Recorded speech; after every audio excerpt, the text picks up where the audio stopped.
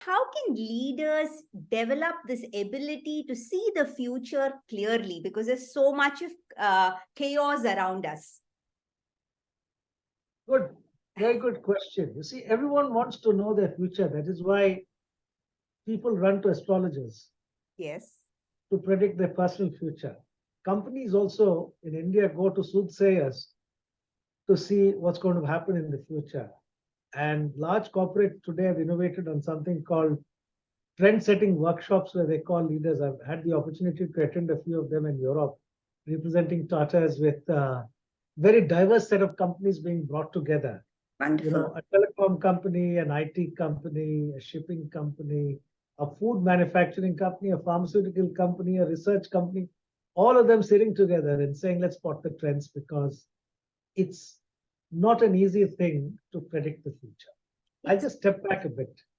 Since we're talking about leadership practice, in modern way, the way we are practicing our leadership and management, have increasingly become very left-brained, very data-centric. Important to have data for sure. Yes. But data do not prove really what the future is going to be. It is behaviors, trends, innovations, disruptions, which you can't easily find. And more often than not, the mindset of a leader is more linear than discrete. And if you only tickle and activate your right brain and willing to look at some gray areas and be comfortable that you can't find answers to everything, you start learning about what the future is. Yes. Because future is always discrete and it's not a very linear thing for you to predict. If it was a linear equation, you can say what is going to happen tomorrow if this is the basis of it. But it is not predictive. It is not so easily correlated to the past, and therefore it becomes more important as a skill or as an insight. I'll again step back a little more in terms of leadership practice to say how you develop it. I think it's more a sense you get about how your gut, your sense, when you watch and you perceive very carefully. To me, knowledge, intelligence is on one side. And what experience should bring to people when you travel the distance of life in corporates or in your own life, there's a lot of learning that takes place. And then you become wise. I won't say all the leaders are wise. Some are otherwise. Very intelligent.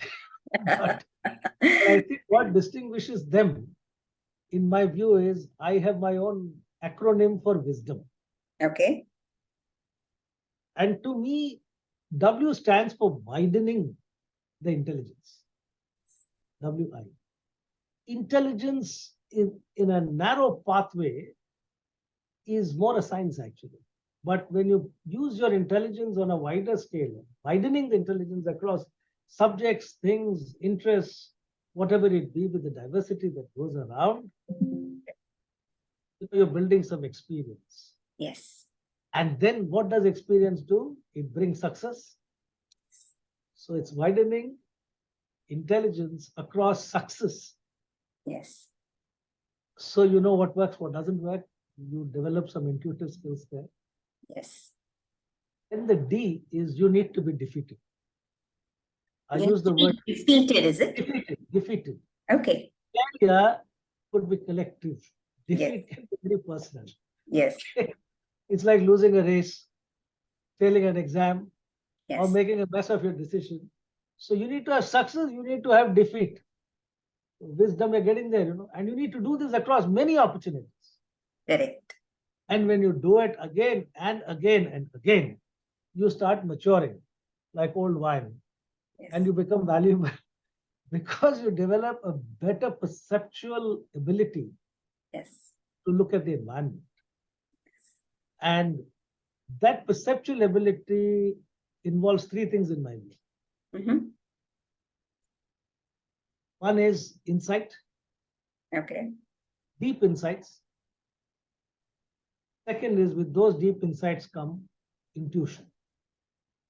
It is not very logical process, but you develop that feel about intuition. And when you have both insight and intuition, you become a very tall antenna. I will take a small example or a story. Yeah. You know, the Greeks are known to be great leaders. Yeah.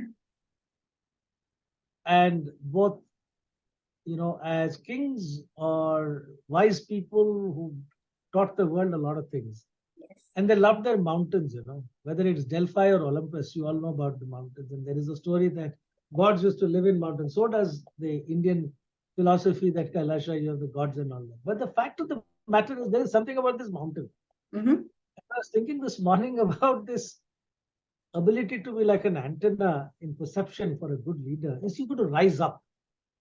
Yes. And these guys would go on top of a mountain to sit down and start talking about issues, thinking about issues, sharing about issues, a lot of discussions. It was not a common conference room. People would say, just let's go up. And I think the whole climb itself was an experience of another sort of perseverance to get to the top of the mountain. Correct. Something about leadership and mountain. At a common sense level, look at it. When you go at the height, your visibility improves spatially. Correct. I'm giving an example because leaders are becoming very narrow in their ability to think through with very focused intelligence, data, and all. But then they miss the spatial look at issues. Correct. And when you rise above, Yeah. just like from an aircraft, you see a lot more of the ground than when you're on the ground. So that ability to rise up the tent Yes. and look at your fox, look at your business, look at the armies at you, look at the war that's happening, look at the geopolitical situation, look at tech. So I think it's a whole set of absorbing through a very strong perceptive antenna that has to be right up there. Correct. I think that's the investment you have to make. That's a practice you should make your own.